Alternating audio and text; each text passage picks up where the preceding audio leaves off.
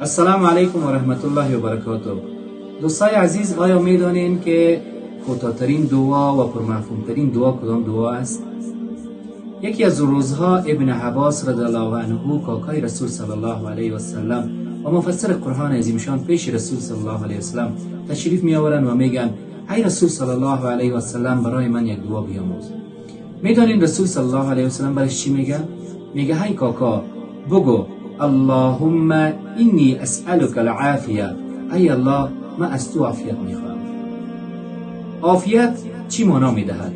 اگر شما اولاد صالح داشته باشید عافیت است. اگر شما پول داشته باشید و از آن پول حق الله را ادا کنید عافیت است. و اگر شما صحت کامل داشته باشید عافیت است. پس عافیت کلمه است که خوبی های دنیا و آخرت را در بر میگیرد.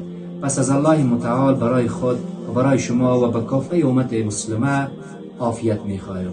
و السلام علیکم و رحمت الله و برکاته.